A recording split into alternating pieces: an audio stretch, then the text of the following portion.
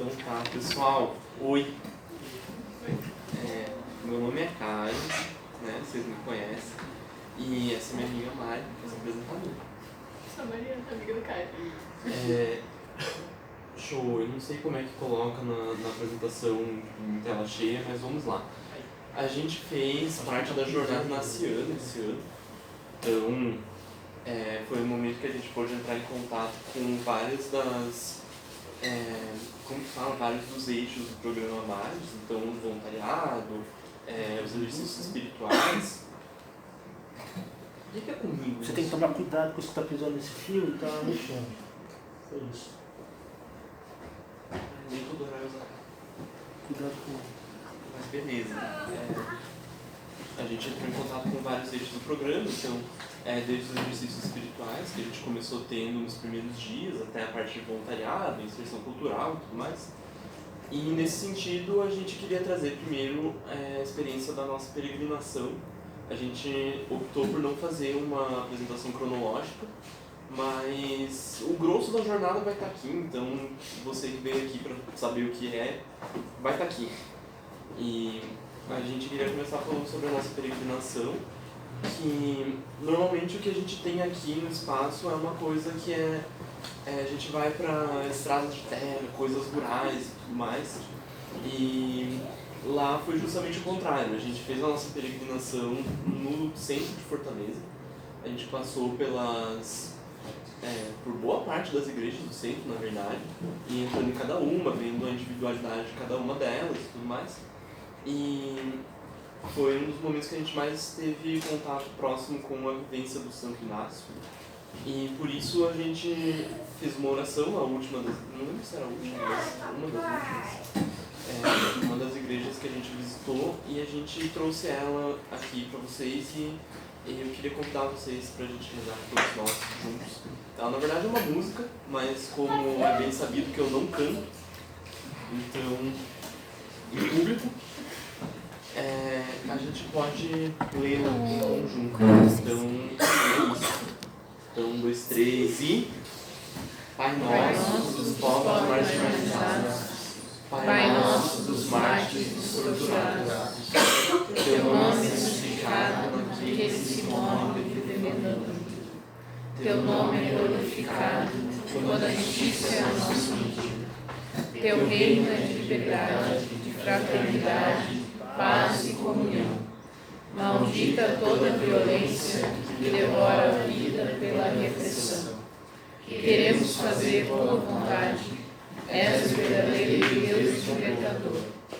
Não vamos seguir as doutrinas corrompidas pelo poder opressor. Pedimos-te o pão da vida, o pão da segurança, o pão das multidões, o pão que traz humanidade, que constrói o homem em vez de violência. Perdoa-nos quando por medo ficamos enclausurados. Perdoa e destrói os reinos em que a corrupção é a lei mais forte. Protege-nos da crueldade, do padrão da morte, dos prevalecidos. Pai nosso revolucionário, parceiro dos pobres, Deus dos oprimidos. Pai nosso dos pobres marginalizados, Pai nosso dos mártires, dos torturados. Deve ser uma música bem bonita, Caio. É uma música Aprende bem a bonita. cantar. Ela está disponível em todos os meios da internet, menos nos serviços de streaming, se vocês quiserem pesquisar. Ela está aqui, a gente pode... tá, real, né? Então tá, depois a gente pode pesquisar se for o desejo do povo. Mas... quer falar um pouco sobre o jornal? Sobre o geral? Eu vou continuar a peregrinação. Show. A gente escolheu começar com a peregrinação para falar sobre a jornada, porque uma das coisas que a gente discutiu, que a gente rezou e que a gente vivenciou foi saborear as coisas internamente e ver Deus em todas as coisas.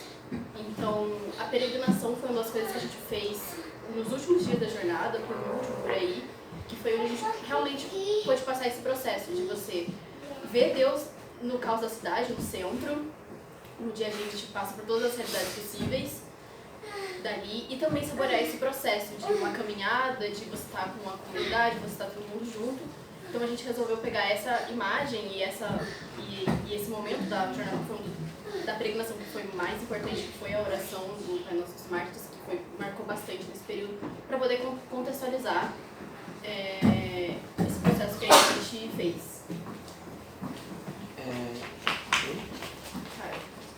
Sim, pode continuar. Tá. Então, tipo, a jornada, como o Caio falou, ela teve esses três momentos de espiritualidade, voluntariado e formação, e sensor cultural, e formação humana e tal. E, tipo, a gente veio aqui, nós dois aqui de Curitiba, e daí a gente conheceu jovens que eram do Ceará, de Fortaleza, da Bahia. Tem a foto, calma, que ele vai mostrar a foto. Gente do Pará, de Manaus. Da Espanha. Da Espanha. Essa é Maria, ela veio lá da Espanha, de algum lugar da Espanha que ela não falou, mas ela é de lá. Então foi um grupo assim muito diferente, com várias atividades diferentes, que por causa da jornada a gente se tornou comunidade. Essa experiência foi uma experiência que a gente fez todo mundo junto, raramente a gente se dividia em grupos, a gente foi muito, e a gente fez essa comunidade que a gente fala, que a gente tem muita saudade até hoje. Uma coisa bem legal que aconteceu até, foi bem,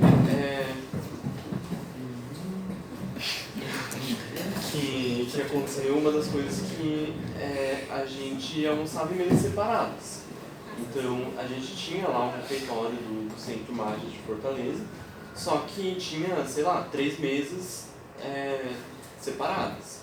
E uma das coisas que uma colega nossa compartilhou é que, em uma experiência anterior dela, ela foi muito marcada por essa história da união. E a partir de então, as mesas elas foram colocadas na horizontal juntas, e a gente sempre almoçou juntos na mesma mesa e tudo mais. Eu sei que é um exemplo mais rápido de se dar, mas é um dos exemplos da convivência que a gente teve conjunto. Não teve formação de grupo, nem de panelinha, nem nada, a gente virou todo mundo, amigo de todo mundo, e tipo, eu e o Caio, a gente nem ficava tipo nós dois assim juntos, a gente... Uma coisa que eu achei que ia acontecer bastante, porque quando eu vou nos lugares com a Mari a gente fica. Só que no final das contas eu também queria ver uma coisa, a Mari queria ver as coisas dela também, a gente conviveu com os outros, conheceu os outros e foi uma experiência bem legal a partir daí. E contextualizando um pouco a jornada, em algumas partes, ela começou com os exercícios espirituais, então foi uma coisa que eu achei bem legal até, porque a gente não se conhecia e a gente já partiu para esse exercício de autoconhecimento. Então, foi muito bom para começar a jornada já pensando no que a gente queria e como que a gente estava presente, digamos assim, para participar. E, então, foi uma coisa muito positiva. Aqui no slide eu coloquei a foto do Centro Magis, que esse lugar fica bem no meio do centro, e ele tem essa parede de quadro negro, e aqui o pessoal escreveu a frase que o homem foi criado para louvar, reverenciar e servir a Deus Nosso Senhor, que é uma citação dos exercícios espirituais, e foi uma coisa que a gente acabou meditando bastante na parte do EJ. E aqui do lado teve o Lucernário, que foi uma experiência traumatizante, porque tinha uns 20 jovens numa sala que estava um calor de 40 graus, com as janelas fechadas e com fogo. Então...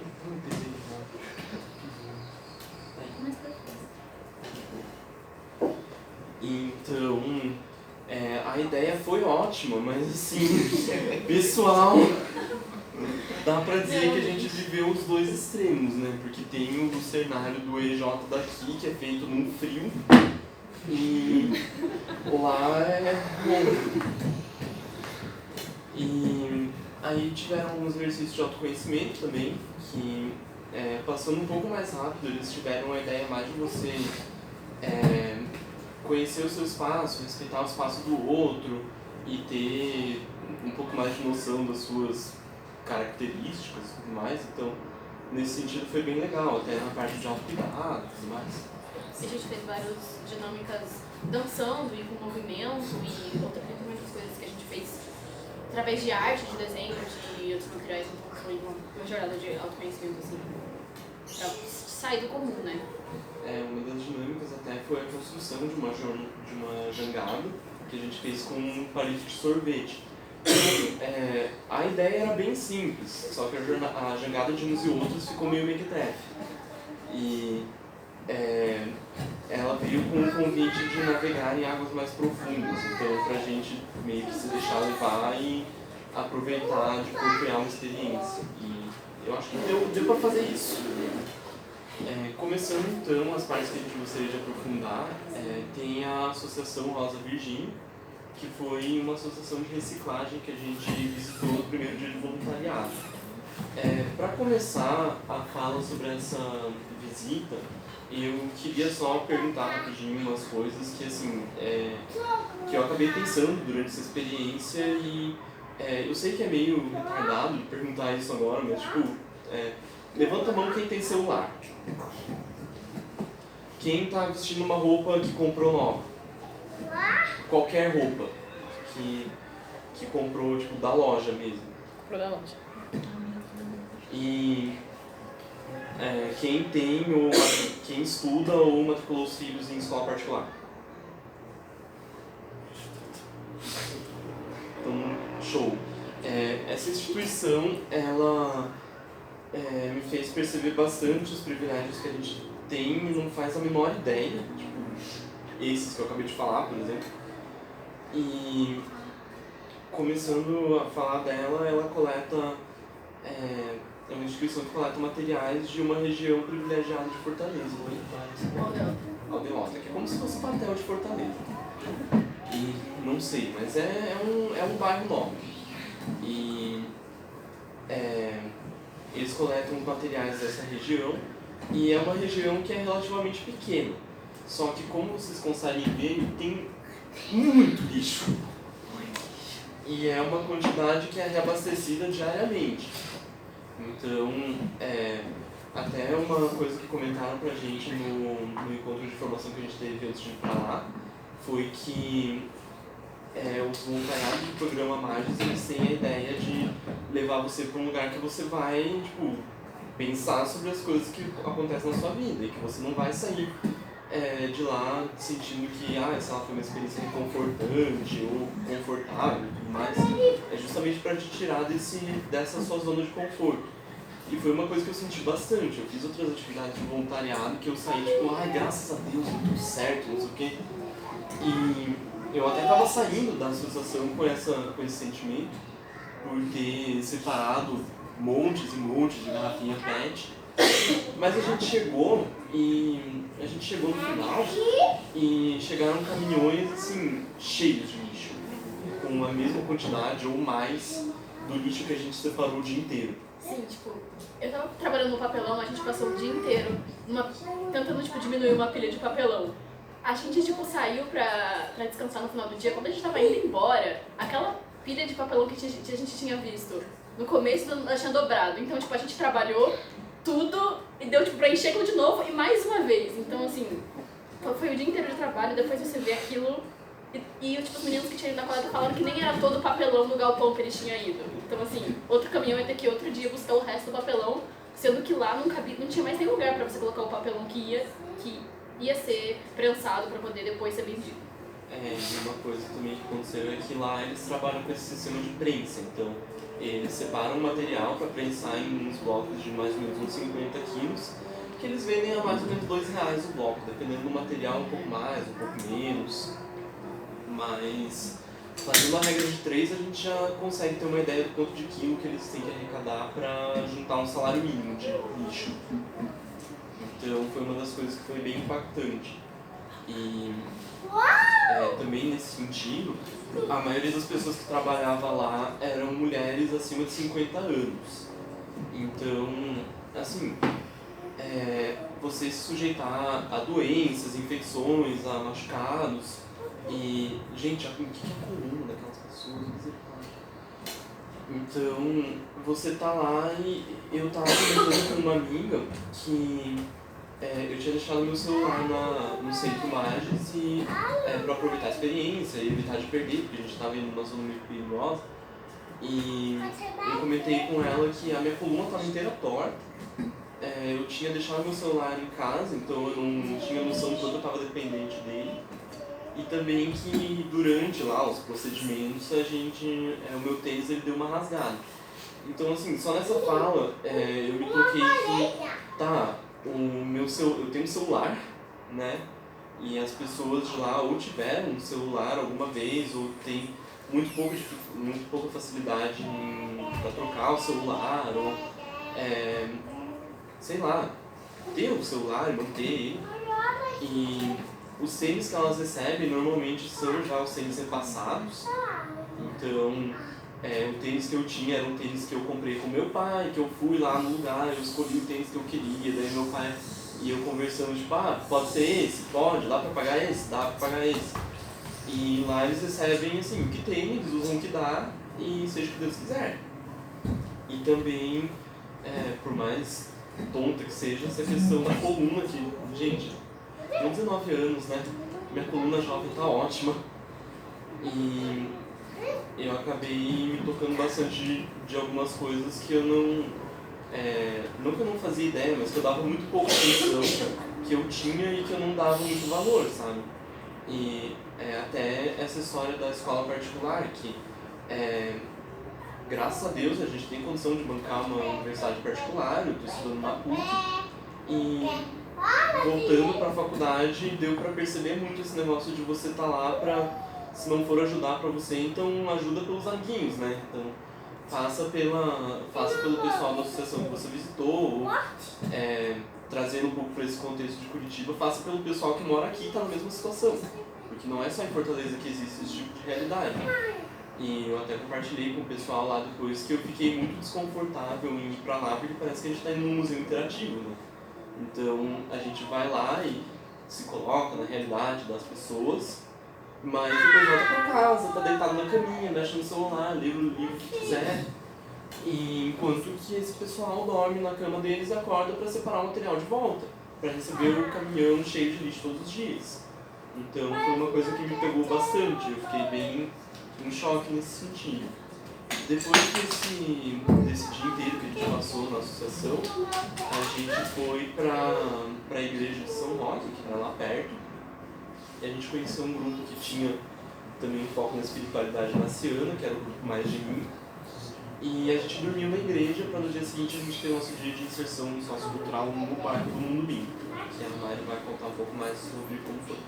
Assim, então, mas a gente dormiu na igreja, a gente dormiu nessa situação, num colchãozinho assim, a gente não tinha colchão nem nada, a gente dormiu no chão da igreja mesmo, foi uma coisa que, por exemplo, eu não tinha presenciado. E também foi uma realidade muito... Sabe, você passou o dia inteiro trabalhando, você vai lá e dorme no chão de novo, então foi uma coisa bem pesada pra no outro dia acordar cedo e continuar a inserção. Então tudo isso começou a questionar dentro da gente também. A gente foi para o Morumbi fazer essa experiência de voluntariado, que é um bairro da periferia de Fortaleza, um bairro bem grande, tanto que agora já existe um novo Morumbi, é tipo enorme, assim, tem várias comunidades, tipo a gente presenciou pelo menos umas 3 igrejas, 3 comunidades dentro do Morumbi, e tipo a galera do Espaço Magis, eles eram do Centro Magis, eles eram de lá, então tipo assim, tem muita gente naquele local. E daí a nossa primeira atividade lá foi a colônia de férias que a gente foi, que são as fotos que vocês podem ver aqui.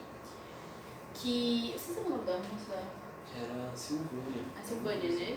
Então, tipo assim, ela, no período de férias em que os pais que não tem aula e os pais vão trabalhar, ela pegou as crianças da comunidade aí, que tipo, mora aqui perto, pra poder fazer um de festa, pra poder ter um espaço pra que eles possam brincar e ficar lá durante esse período. Aí, o lugar que a gente tava é tipo assim... É do tamanho dessa sala. E não é nem do tamanho até um pouquinho menor se você for pensar. Tem uma rua aqui e tipo, um lugar de concreto e tipo, um muro ali. Então é como se fosse um grande bloco de concreto ali. E eu ali onde a gente tinha pra brincar com as crianças. Onde eles tinham pra passar a colônia de férias. A gente tinha a opção de usar o campinho que tava ali, que tem ali perto. Mas a Silvana falou pra gente que a gente não podia ir lá jogar futebol, porque aquele campinho estava sendo tomado pelo tráfego, então estava muito perigoso para você deixar as crianças brincarem lá, porque o lugar estava dessa condição. O próprio bairro é dividido por várias facções ligadas ao tráfico. Sim. E a Silvânia comentou com a gente também que essas são algumas das crianças que vêm para a colônia de férias, porque algumas elas sofrem vários riscos no caminho para a colônia de férias. Então, existem aquelas crianças que são aliciadas pelo tráfico, existem aquelas que são meninas, tipo, que só pelo fato de ser meninas já correm um risco indo para algum lugar. E também existem aqueles que estão sendo perseguidos porque eles são, tipo, projeto de gay. Daí eles não podem sair de casa porque eles correm o risco de, sei lá, sofrer qualquer tipo de violência. Então, é uma situação bem complicada que a gente não acha que seja... eu não sei se real é a palavra certa, mas que a gente não acha que realmente aconteça, mas que é muito presente nesses lugares e foi bastante impactante pra gente perceber isso. Uma coisa que, durante esse contexto, uma coisa que a nossa amiga comentou durante o partilho do Segundo Machos, que foi a necessidade que você consegue ver nesse negócio, dessa situação, a necessidade de você achar espaços para brincar. Porque se você parar pra pensar, todas as crianças que estão nessa situação, elas não deveriam estar nessa situação, elas são crianças. Elas deveriam ter a oportunidade de sair de casa, dela poder ir pra colônia de férias, e dela poder brincar e ter esse período que ela tem pra depois voltar pra escola, mas nenhuma delas podem. Então, existe essa luta de que você precisa reivindicar espaços pra brincar, porque as crianças na periferia, muitas vezes, elas crescem com problemas, tipo, elas estão lidando com problemas de adultos já, que elas não deveriam estar lidando com esses problemas de pais que estão ligados com o tráfico, de abuso doméstico, esse tipo de coisa. Elas não deveriam estar expostas à situação, elas deveriam ter esse espaço, elas deveriam ter essa reivindicação. E quando você olha pra isso, você vê a necessidade de você reivindicar esse espaço pra brincadeira, de que elas precisam daquilo. E tipo, a gente tava naquele espaço de um quadrado de concreto ali no meio do nada, e a gente começou a fazer brincadeiras, a gente teve uma amiga que puxou várias brincadeiras, então assim, não é difícil você reivindicar esse espaço, mas ele é extremamente necessário para aquelas crianças que estavam sentindo aquilo. E a gente pôde fazer essa diferença nesse dia. Posso continuar? Se temos alguma coisa? Tá. A gente continuou fazendo esse trabalho no Mundo Bim, a gente andou todos esses projetos a pé, a gente andou bastante coisa, passando muito calor andando a pé, porque era a única coisa que a gente fazia lá, em comunidades. Eu acho que uma coisa um pouco mais positiva, que foi uma coisa que me marcou muito, no sentido de esperança, assim, foi porque a gente conheceu um centro chamado Cuca, que é um centro para jovens para eles poderem ter um espaço de aprendizado, de lazer, de esporte, e assim, o lugar é maravilhoso, é tudo que você acha que um centro de jovens deveria ter, e ele existe, sabe? Então, quando você muda essa realidade, eu consegui sentir muito essa esperança de que existe aquele lugar, naquele bairro, onde os jovens adolescentes, eles podem ir pra lá, eles podem ter biblioteca, tem piscina pra natação, tem quadra, tem lugar de skate, tem lugar pra fazer dança, tem lugar pra fazer língua, eles têm uma estação de rádio, onde eles podem aprender a fazer mídia e comunicação. Então, assim, um lugar onde eles reivindicam seus espaços, eles apoiam os movimentos LGBT, eles falam sobre conscientização, então você consegue ver esses dois lados, assim, que por mais que exista essa realidade, não, a gente precisa fazer isso, mas vamos fazer isso, sabe? Então você pode criar esse espaço para os jovens também, que ele existe. E, bom, tocando em frente, a gente teve também a fala do Ser Mais Amazônico, que é o tema do espaço esse ano, como a Ana e a Ana comentaram. E trazendo para o contexto da jornada, que foi apresentado pela nossa amiga Ingrid, que ela veio do Pará, e ela é voluntária no Centro Mágico de Fortaleza. Ela renovou a experiência dela lá, então ela está até a metade desse ano como voluntária lá. E nessa dinâmica a gente fez, a gente vendou os nossos olhos, tiveram algumas outras coisas, mas a maior parte foi essa experiência que a gente teve um contato um pouco maior com o que acontece lá. Foi um contato bem, assim, eu não sei se é superficial, mas ele envolveu muito do que a Ana falou. E esse contato foi muito no sentido de perceber o que é você viver na Amazônia, o que é você ser ambientalista, atuante na Amazônia. E é muito engraçado porque a gente não percebe o quanto essa realidade é alarmante. E o que a gente tem aqui é uma abordagem muito mais suavizada, digamos assim, do que o que realmente acontece. Essa foto aqui é da dinâmica, né? Então a gente foi vendado e durante a dinâmica a gente foi com carinho derrubado no chão, enquanto a Ingrid colocava notícias sobre o que acontecia na Amazônia. Então, algumas que me marcaram bastante foi a de uma ativista que era ligada à igreja chamada Dorothy, que completou algumas semanas atrás 15 anos que ela foi assassinada por lutar pelas causas ambientalistas da Amazônia. E também outra que era um casal de ambientalistas, né, que eles acordaram e saíram de casa e tinham 2 covas lá na frente da casa deles, cavadas, e meio que com aquela mensagem de que pare o que você está fazendo, senão você vai parar lá na cova. Então, é uma realidade bem pesada, que a gente teve contato, assim, bem por cima, mas já dá para ter uma ideia do quanto que a gente suaviza essas coisas trazendo para cá. Então, poucas vezes eu tive essa experiência de ter essa fala sobre a Amazônia aqui e que eu saí, tipo, realmente, né, tá acontecendo alguma coisa, vamos ter que nos mobilizar pra dar um jeito nisso, tipo, no sentido da gente ter condições de mudar, a gente fazer o que a gente pode pra mudar, nem que seja um pouquinho a cada dia. E lá foi muito frisado nesse sentido de que, gente, é o nosso planeta, né? E a gente precisa cuidar do que a gente tem, porque um dia não vai ter. E não sei se você quer comentar alguma coisa. Eu quero comentar sobre isso que a gente viveu. Reforçar que a coisa que a Ingrid falou pra gente foi que a experiência de Amazônia que a gente teve foi uma experiência que ela, Ingrid, paraense, que fez geografia e que é ligada aos movimentos ambientais. Então, tipo, essa não é a Amazônia. Ela falou que não é pra você generalizar aquilo como... Tipo, acontece na Amazônia, mas tem muitas outras coisas na Amazônia, além de, por exemplo, conflito agrário ou esse tipo de coisa. Então, se você for para outros lugares, você pode fazer coisas diferentes. Eu acho que pra mim também o que marcou foi que, como a gente tava andando, a gente tava só escutando essas coisas, né? E daí tem aquela hora que, tipo, a gente tava de pé e você conseguia ouvir, aí ela colocava, tipo, a serra elétrica pra passar, assim, como se você estivesse destruindo a floresta.